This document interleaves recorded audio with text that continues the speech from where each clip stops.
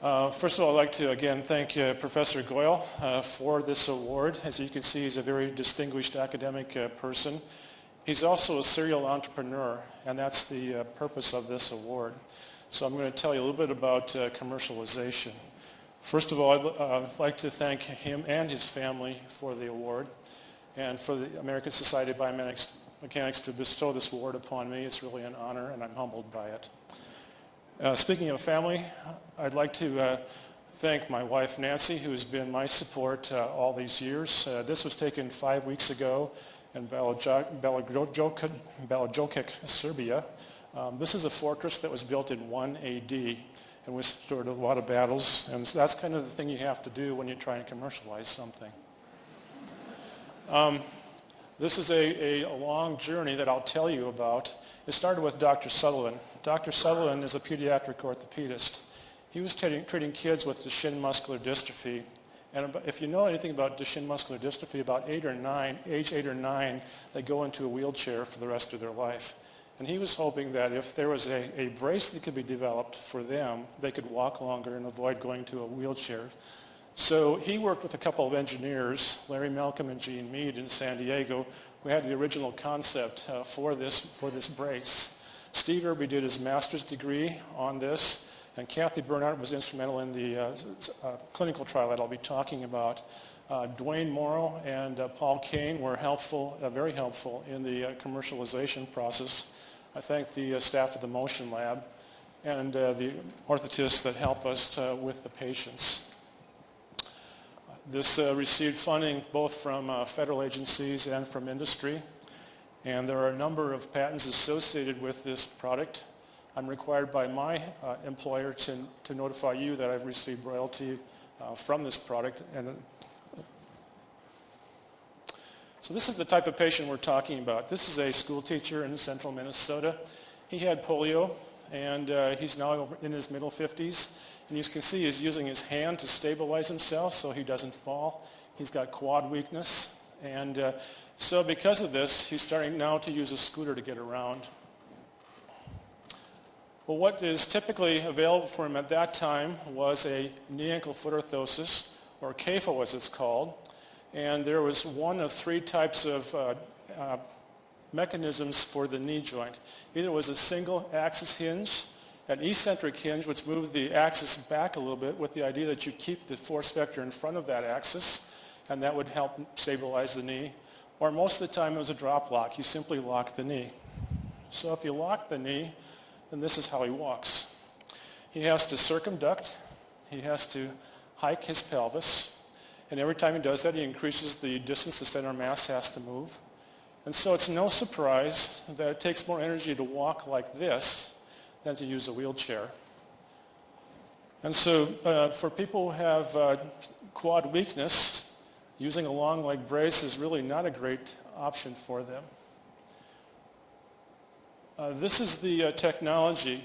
The upper one is the brace that our President Franklin Delano Roosevelt wore. The bottom one is 50 years later. We went from leather to plastic. The plastic's hot. People hate it. It takes more energy to walk, and so they reject these braces. So physicians typically don't prescribe them because they know they're going to end up in a closet. This is the prevalence of paralysis, lower extremity paralysis by age.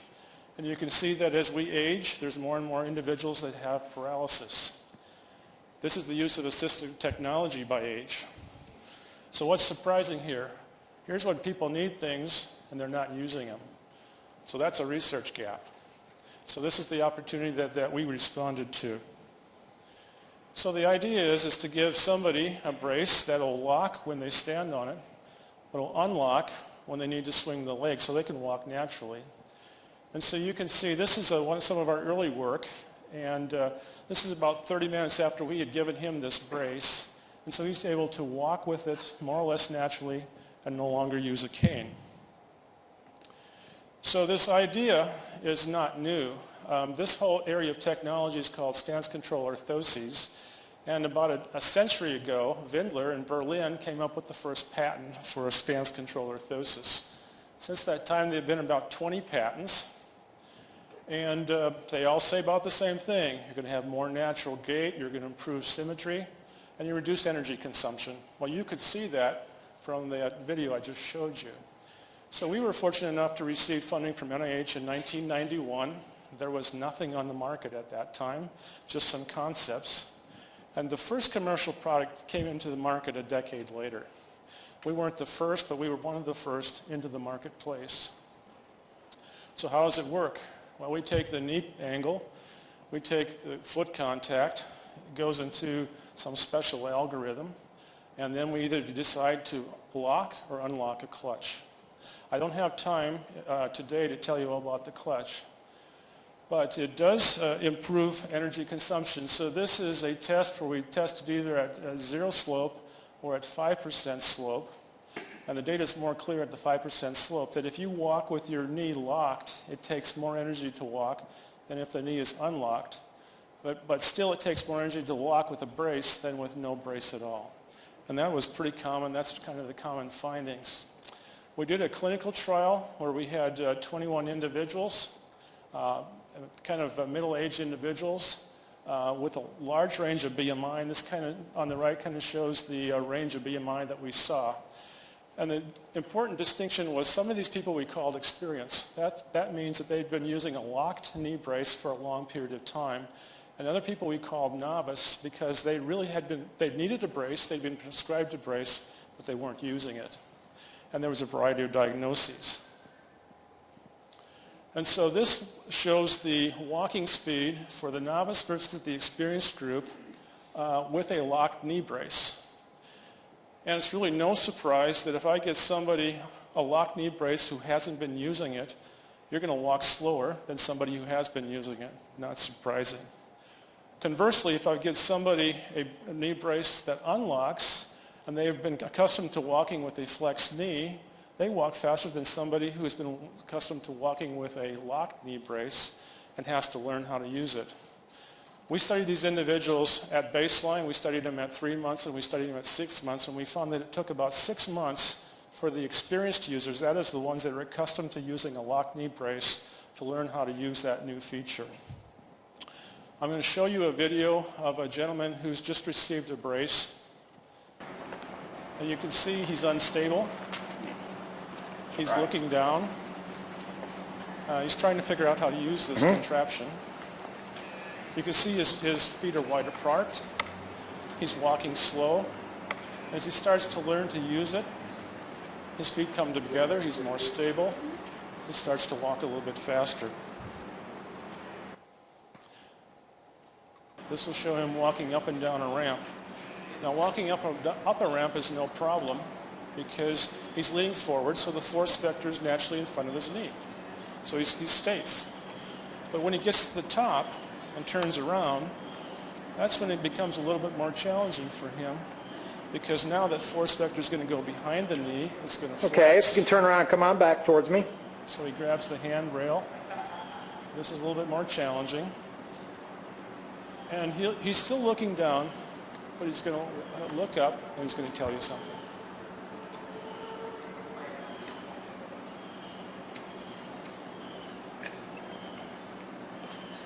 I can't believe this.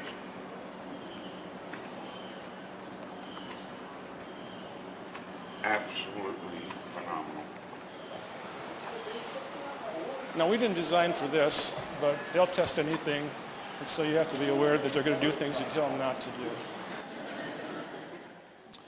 But what I really want to spend my time today is talking to you about the valley of death.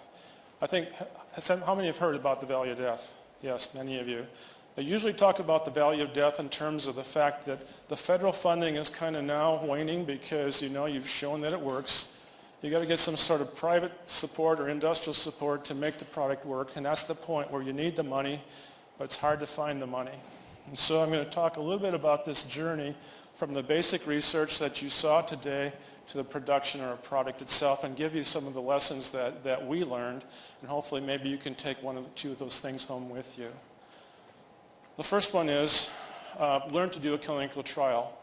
And because when we were advertising, there was nothing on the market we had a lot of interest. There was over 100 people that wanted to participate in this trial. We eventually enrolled 21 of those people, and we wanted them to come at baseline at 3 and 6 months. Well, they're really anxious to come at 0 time, but that 3 and 6 month is really hard, so you need a really good project coordinator to convince them that it's in their best interest to come back. And it really helps if you have some money to entice them to come back. User manual. You're the technical experts. You've worked with this product all the time. You write that manual. It doesn't mean anything to them, so they don't use it. But they do find a lot of interesting ways to break what you made. So the take-home message here is, first of all, you got to find a really good study coordinator who can work with those subjects. And the message to the young people in the audience is it's these small things that you do along the way that are important. So we found a person who was an engineer, had a great academic record, had a good recommendation, but there was one line in her CV that caught our eye, and that was that she had been the return person at Target. So we knew that she could work with people, listen to their problems, and help them. And that's probably the one take-home message, is what's on your CV, even though you think it's inconsequential, it's not. Once you've done that clinical trial, you need to find a commercial partner. Now, it's important that you protect your intellectual property. So if you have a really good partner, they're not going to want to talk to you until you have a patent. Some people might talk to you before that, but you have to be careful. You have to sign a non-disclosure so that your ideas are protected, and ideally, you have a patent when you go talk to industry. When you talk to industry, some people, it's not in their portfolio, and they don't care. Some people, it's not in their portfolio, but they might be interested. Some people, it's in their portfolio, and they may or may not be interested. So after maybe finding, if you're lucky, you find a commercial partner, and then you have to negotiate with them. So you have to negotiate the licensing agreement, any R&D agreement that you might do after they sign the licensing agreement, royalty stream, and maybe there might be a spin-out company because of that. The take-home lesson here is work with your tech transfer people, because this is way beyond something that I could do. But I knew I had a good tech transfer person because the chief technical officer of the company kept reminding me that we were getting too much royalty. Be willing to let go. So you're the one that's been working on this project all along. It's your baby. You've taken it from its infancy. You've gone through several evolutions. Each of those evolutions, you ran up against a problem. You had to fix the problem. You had to solve the problem. So you've gone that all along. And now you have to give that to somebody else. That's hard. But they are the one that know how to commercialize things. This is a spider diagram of the part of the things that needed to be done to take the product that we had worked on, that we had done a clinical trial, and take that to market. The first day we met, the vice president said, because you've taken this to a clinical trial and have all this experience, all we want to do is put some lipstick and chrome on it, and it's ready to go. That lipstick and chrome took us about 18 months. So it takes time, but these are the people that know how to do it. FDA. If you're going to take a product to market, you're going to need FDA approval. So you need to know the requirements. You need to know what class of medical device it is. You need to know how to achieve FDA approval in general. So we sought to obtain FDA approvals through the 510K process. And one of the things we learned is if you have a product that has software on it, it has to have version control.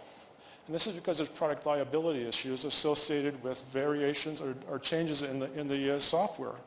So if you're developing something that you think might have commercialization potential, start your version control now. Everything that you change, or everything you have is version 1 or 0.1, and keep those records because you're going to need those when you go to the FDA. That's something we learned that we didn't know about. And then there's a simple kind of table that you have to fill out about the test, who verified it, and what you did. Anyway, we were lucky enough to get FDA approval. Because this was a mechanical device, we needed to make sure that it lasted longer than just, once around the block. So we developed a little test method to load the clutch and then release the clutch, take it through its range of motion, and go that several million cycles.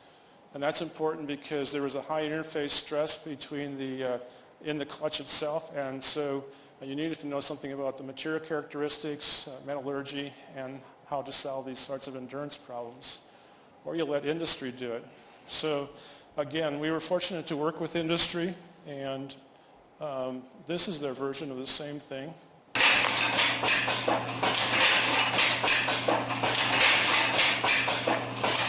So you can see that was a little bit faster than what we could do.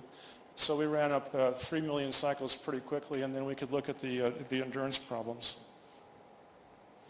It had an electrical characteristic to it, so we had to do electromagnetic testing. And so if you're not familiar with IEC 60601, become very familiar with it. This is the International Electrotechnical Commission, and this is basically the handbook on everything that's medical and what it needs to be able to do. And there's a companion one that's a French version, and I don't speak French, but it's something like International Committee, Special Committee for Radio Interference, something like that. Anyway, it's electromagnetic testing, and a medical product has to survive the ability to tolerate electrical and magnetic fields. So that's something you think pretty sophisticated, right? A lot of instruments, so it must be pretty important and pretty interesting, right? So you go out there, and it's a Quonset hut in the middle of nowhere. And you go, what the hell? Where am I? Well, it turns out that when you do these tests, you want to have basically no background noise. So this is actually in a place that there's nothing around, so they can do the tests. You go inside, and it is sophisticated, and what you have to do is prove that your equipment can operate when it's being bombarded by either electrical or magnetic fields at a certain level and still be able to operate successfully. And if you do, you get a certification that you send to FDA. So the lesson learned here is you have to find a lab that's certified. It has to meet certain specifications in order to do this sort of testing. Mass production. So it was actually a pretty simple thing. There's a clutch. There's the printed circuit board, the microprocessor control. There's the cover for the printed circuit board, and there's a battery. So we had 4 things that had to be mass produced. And we were fortunate to find a company in Minnesota that could do each of those for us. And so when you're designing your product or your idea, think about mass production and scaling up and actually having somebody else do it. Once you get all those parts, then you have to assemble them. So this was the assembly line. And so, again, you have to think about how can you do that in a large scale. And finally, is service. So the take-home message here is, as you're designing things, there are always trade-offs, but think about how you can scale it up easily. And probably the most important thing is the reimbursement. So when you get those medical bills, there's a number on it. I don't pay any attention to those numbers, but they're important because that determines how much is going to be reimbursed. So you need to learn some government speak, healthcare, coding system, DME, durable medical equipment, L codes. L codes are the codes for orthotics and prosthetics. That determines how you get paid. For orthotics alone, there's about 500 codes. So you have this new product, and you think, oh, great, I can get a new code. It's not that easy because they want to keep existing codes and not expand to more codes. So you almost have to trade an old code off to get a new code. So it's a very difficult process. And surprisingly, you get a code. That doesn't tell you how you get reimbursed. The people that give the codes are not the people that say how much is being paid for that code. And I've got a great example of a well-known company who had this very sophisticated product. They got a new code for it. They thought everything was wonderful. And then they went to get the reimbursement rate, and it was lower than their wholesale price to the prosthetist. So that pretty much killed the product. So you have to really understand this or work with somebody that does. If you do all that and you're lucky enough, then a product comes out in the market. And these are a few of the basically advertising things for the product. Because it was all made in USA, you get that nice flag. And here's one person's talking about the product. 40 years ago, Army Staff Sergeant Walt Myers was exposed to the herbicide Agent Orange in Vietnam. Now he suffers profound muscle weakness in his legs. He was facing the possibility of spending the rest of his life in a wheelchair. But thanks to a special knee brace developed at Mayo Clinic, Walt is walking tall. To be hit with something that takes away your mobility is absolutely devastating. But every day, Vietnam vet Walt Myers straps on these leg braces and walks. It takes a few minutes to get dressed in the morning. Walt has a degenerative neurological condition, possibly caused by exposure to Agent Orange, that causes his muscles to get weak. These braces are keeping him out of a wheelchair. And unlike older models which keep your knees locked in place, this brace is smart. It's programmed to move with you. With this design, it still gives him the stability during stance because it's locked, but it gives him the mobility during swing so he can walk naturally. The brace, developed by Dr. Kenton Kaufman, Steve Irby, and their biomechanics team at Mayo Clinic, is controlled by a computer. When a patient puts weight on the brace, it locks in place, keeping him stable. When he lifts his leg to swing it forward, sensors on the foot detect the change and the brace automatically unlocks. That it allows people to be more mobile, and so that they can do their normal routines that they would like to do and be independent. The brace is not just for veterans. It's also for people with muscle weakness from diseases like polio or muscular dystrophy. And it may also help people with traumatic injuries stay on their feet. It absolutely tore up my soul when I thought, I'm going down to a wheelchair. And I'm just tickled pink I'm still going. The device is marketed under the trade name Sensor Walk by Otto Bach Healthcare. It has recently been approved by the FDA. For Medical Edge, I'm Vivian Williams. So there's now currently about 12 products on the market that have the classification of stance control orthosis. And this shows 8 of those products. So there's healthy competition in the marketplace. Probably that's the biggest reward is if you invent something and there's a lot of people that are trying to come up with something similar, because that shows that it's meeting a need and it's effective. But there's also a point when something new comes on the market, which is better than what you thought of. And so there's a point in time where what your idea was as good is now obsolete. Ironically, the company that licensed the product came up with a new product that took the other product off the market. So nothing is forever. So I thank the Society for the honor of this award, and I thank Professor Goel as well. Thank you all.